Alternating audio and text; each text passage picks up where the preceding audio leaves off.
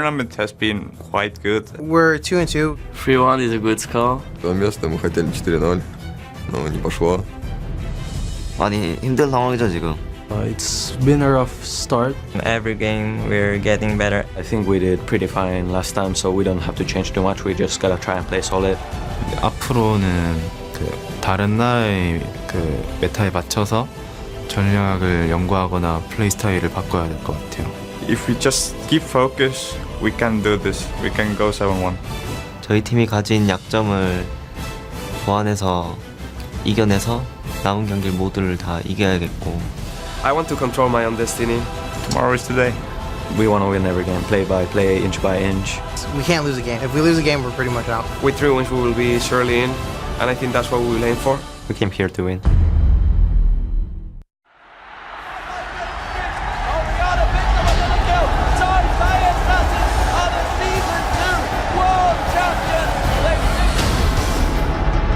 The road to the biggest event in esports begins right here.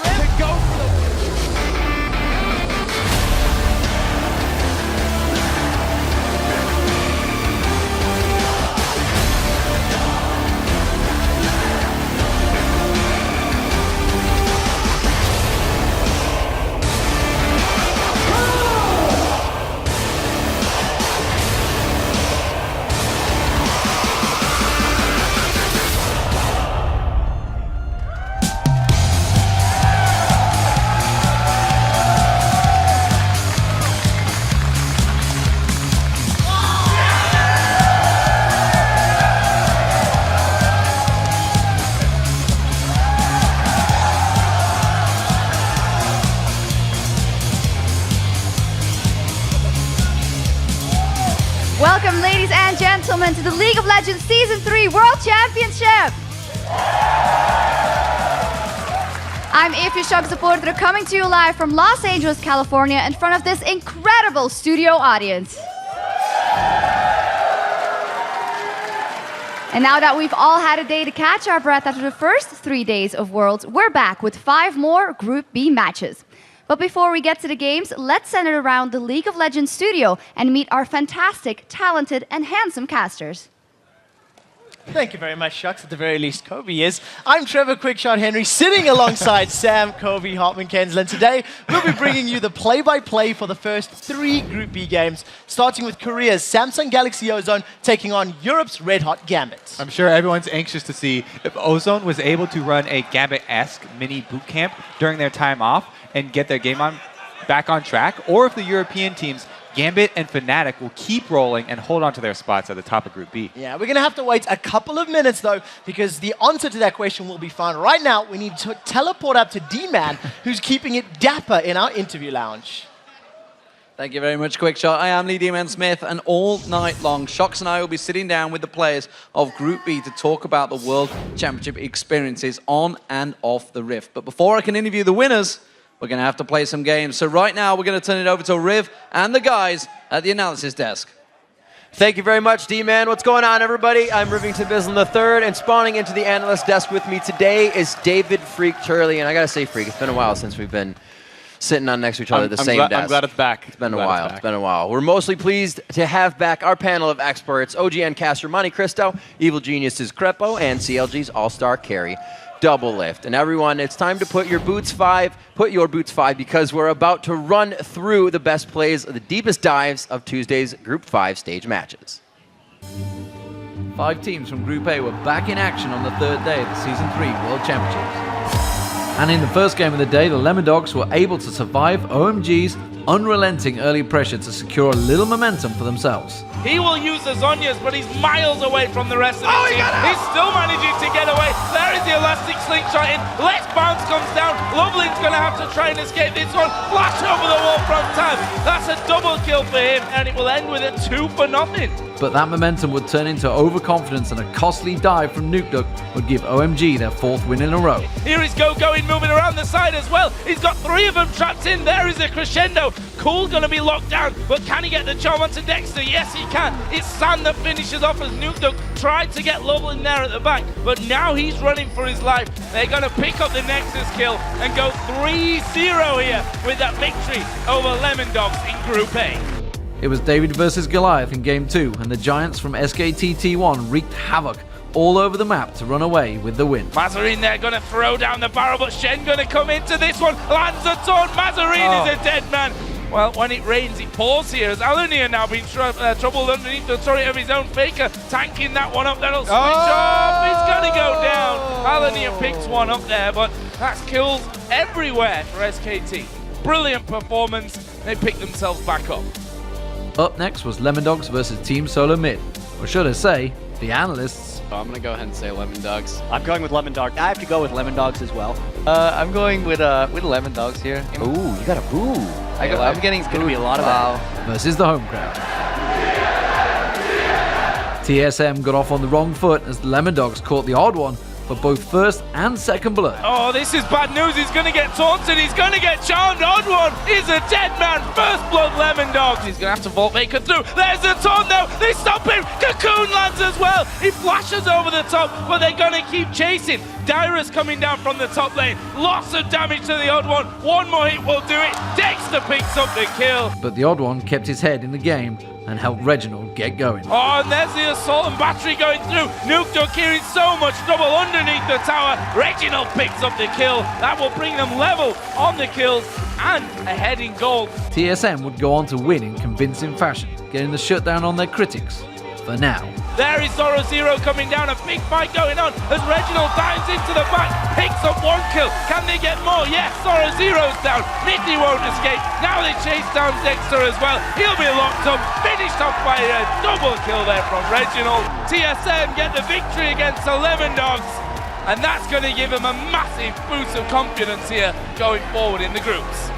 It was the team without a win taking on the team without a loss when Gaming Gear took on OMG. Fiddle is still alive! Fiddle gets out cleanly before Elinure comes in. Throws down the Massacre to secure the first kill of the game for Gaming Gear. Now he's running, and like only Elinure can. The Bloodwell comes out. He's stuck down in the passive, and OMG are going to pick up a very, very clean victory. 16-3 in 25 minutes, not even giving up a single turret kill themselves, and they move to 4-0 halfway through the group stage.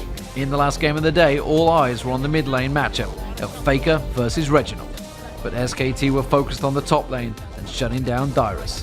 There's a bit of damage coming down. Impact lands the stun. Dyrus maybe should not have gone back in. He's going to go down for first blood. SKT completely controlled the mid game, and a Piglet quadra kill would be all she wrote for TSM. And the first victim will be Special. He got the crescendo down, but it's not going to be enough to save them, as now Dyrus will be the second victim of the fight. That's a double kill for Piglet as he now flashes over the wall. Triple kill as he turns into Wild Turtle. This is going to be the quadra. Does pick up the quadra kill. Piglet, 8, 2, and 3 is a terrifying Caitlyn. Ladies and gentlemen, SK Telecom T1 is your second team in Group A.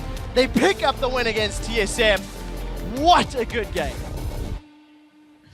And with that quadra, it's going to be the only big kill we have coming into the Worlds here, so we'll have to see if somebody else can get something big on that scoreboard. But right now, let's see how all the action affected the Group A standings. That leaves China's OMG in control of the top spot with the only perfect record of the 10 teams in this group stage, while Korea's SKT-T1 is holding down the second spot for now. In third place, it's North America's Team Solo Mid at 2-2, with Europe's Lemon Dogs and the wildcard Gaming Gear rounding out the pack. All right, gentlemen, so we have to kick off what we're going to talk about, the games that happened. Obviously, the final match of yesterday's group, or day 3, I should say, that was SKT versus Solo Mid. Go over that a little bit before we jump into today's games. Freak, why don't you start us off? That game, obviously, A lot of people thought it was there for Team Solo Mid, but SKT was able to pull through. Yeah, so TSM, they continued to expand their losing streak to Korean teams on LAN, unfortunately. But just like we saw them in Season 2, they keep putting out really close games. They team fight well, but there's always something that breaks them apart. This case, it was a failed 3-on-1 dive in the bottom lane, and it was Dyrus getting over eager in the top lane. But outside of those, they would have kept a gold lead early on. They probably could have held some team fights together. Well, Lemon Dogs had a gold lead early on against SK Telecom T1 as well, and we saw how that turned out. The Korean mid game is just so strong in terms of their vision control and rotations. Yes, TSM played the early game poorly, but even if everything had gone their way, I still think SK Telecom would have come out on top in that one. See, I don't agree with that. I think the mistakes that TSM made could have put them way further ahead. I mean, a dive basically on a level 2 Renekton, then dodging the dive on top, because when Dyrus already dodged the dive on top, so he would be fine, especially knowing that SKT actually leaves the lanes in a bit of a freeze after they 2v1. They're not always pushing the lanes in, so Dyrus could have exploited that. They could have won out of the dive on bottom, then other one missed the flash later. I mean, not bashing TSM here, because they played a really nice game, but they were just this close to getting further ahead. Although you can never tell if SKT1 would have won the mid game or not. But yeah, conceptually, I feel like SKT1 was dropping the ball early on. Later in the game, they had some really sweet rotations, though. They really understand how the game gets played in mid-game. They turn around, and I think with their coach, they're gonna do a lot of analysis on what they did wrong, and I think they're just gonna get stronger and stronger. Because as you saw, like the first day, they failed to dive really hard. The second day, there was already a bit of improvement. They're basically going through the phases that other meta games went through like ages ago when 3v1 was really the thing. And I talked to their coach, Koma, too, about that 3v1 situation, and he's definitely aware of the problems, and he promised me that for the rest of this week, for the second half, that we would see an entirely different SK Telecom, because I told him straight up that I was disappointed in how his team had been playing, and he understood and said it's going to change. Yeah, I don't think there's any denying TSM outplayed them conceptually in the first 5 minutes, but I feel like Korean mid-game, late-game rotations, just how they control the game is so strong that if they just fix the first 5 minutes of their game, strategically they will be the strongest team in their group. And obviously mechanically you can see they're already outplaying TSM, who is, they're really good. I feel like if SKT just fixes up those first 5 minutes, they're going to be so strong. So is any team, as we move on a little bit here into our next group, is any team here going to be able to beat OMG, or is this basically going to be a race coming in for second place here in this group? That's a really interesting question, because I feel like SKT's first match against OMG, they only really lost because, once again, the first 5 minutes of the game, OMG did a 3v1 dive. That throws Korean teams off really hard, as we've seen, and they just snowballed an early lead. And if the Chinese team doesn't end up snowballing the early, this is going off what Monty said earlier too. If the Chinese team doesn't get that early lead against the Korean team, I feel like SKT's mid-game rotations will just outplay OMG. And when we say it throws off a Korean team, I want to say it throws off SK Telecom specifically. We talked about this, but back when 3v1 diving was big in Champions Winter, SK Telecom were not a team yet. If we talk about other Korean teams, I think Ozone is going to be comfortable with it. And if we go further in this tournament, Najin Sword, do dive is their motto. They were well known for their early game dives, and so they will be completely fine with it, I have no doubts. So it's just a little, I think it's more team by team rather than region by region. But that said, SK Telecom I still think is the best team in the group. They're not going to fall to OMG twice. See, I actually want to question that a little bit because they actually played Sword. SKT played Sword this season of OGN, and they went 1-1 in the group stage. They were still losing to a team who didn't even advance out of groups there. So they played against a Do Dive team, didn't hold it together there. Sword stopped doing it, though. They stopped doing it. Like, they changed their strategy, so... All right, well, we don't see that same kind of... Ever since Mach Noon wasn't on the team anymore, we don't see that same kind of early turret diving. Yeah, well, at the same time, I still think OMG, you give a lot of credit to SKT that they'll improve, but of course OMG can improve as well, and they've already shown the 1-0 lead. I think they'll keep shoring up their gameplay. Not to mention that OMG showed that they can play a very deliberate game as well without those dives, so we can see that they've got a lot of dimensions. I think OMG is a fantastic team. I just think SK Telecom in the long run can edge them out. We'll is there anybody in that group that's going to trounce OMG on that top spot? If there's anybody, it's going to be SKT1, as these guys have said. They have a distinct difference in playstyle. Well, OMG is really scary in the team fights. SKT1 obviously well executing team fights as well. OMG is not afraid to dive at any point. I just think the fact that OMG is now 4-0, that means they have a little bit of leeway. They have a 1 game extra won. They have room for error. They play without as much pressure, because if you're first in group, especially whenever you've played like these group type of matches, and you can play a lot more liberated. They might just go for the extra mile. Like, okay, I'm not sure if I can get this guy. Why not try? If it fails, so be it. We still have a lot of room for error. Alrighty, well, we're all going to have to wait one more day to get the answers about Group A because tonight it's the teams of Group B that will be taking to the Rift. So let's take a look at the standings heading into the matches. Europe's Fnatic and Gambit are sitting in first with Korea's Samsung Galaxy Ozone and North America's Vulcan 1 game back in third, while Southeast Asia's Team Mineski is still looking to lock down their first win. So gentlemen, the first thing I want to discuss here are the two European powerhouses that are sitting on top of this right now. Is Europe coming out very strong here? Because even from Crepo, from the analyst desk, we've heard about faltering during the EU-LCS split. So is it just them coming out on the main stage? They perform really well under pressure. Like Gambit and Fnatic, they've been around so long. Like they've played so many tournaments, and you can never count them out. Whenever you think like one of them is doing poorly, like a lot of people were writing off Fnatic after the Yorick pick already. They were sure like Ozone was going to bring it home. Ozone just continually kept dropping the ball. So I definitely think the two European teams are the strongest right here. Monty? Well, I mean, I agree. And if we consider Ozone here, because Gambit and Fnatic have been doing so well, they've been just digging themselves into a massive hole in the early game. So their mid-game can't save them. And even then, their mid-game's looking pretty weak compared to, say, SK Telecom T1. And one thing that really surprises me, I was talking to Imp earlier today, and he said that they were focusing beforehand more on kind of their fundamentals rather than doing the research on the other team, which I think really shows. And if you look historically at Ozone and how they were able to win Champions Winter, it was because they did an extreme amount of research. Mata always knew where to pink ward to kill the other wards. Dandy always knew the jungle pathing of the other jungle for his counter ganks, which is what he's famous for. And they designed strategies to kill specific teams. That's why when we saw them get into the finals against Blaze, it was such an impressive win. Blaze was on a 13-game win streak. Right. Ozone comes in, 3-0s them, and they did it because they had a plan. This is a team that succeeds due to planning and hasn't planned for this event. And so I think that's really showing. I agree. They definitely seem like a shade of their former self, and they just don't show enough respect. Like when they played against Diamond's Eve, there should be pink wards all around the map, or there should be wards on the buff so you can pinpoint where she's going. Because if you play against an Evelyn, the entire mindset of the team has to change because she's invisible, right? And it's really difficult. So you need those pink wards. I've got to question that though, because they came into this tournament. We're talking about Ozone here.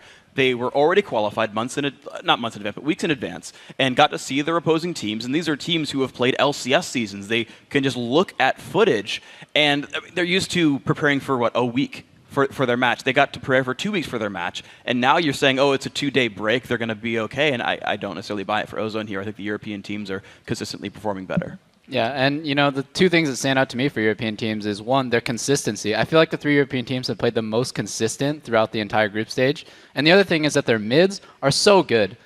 These guys carry every game. If you just look at Nuke Duck, XPK, Alexich, these guys have had great games, consistently good games throughout the entire group stage. But at the same time, if they have a bad game, I feel like their team falls apart.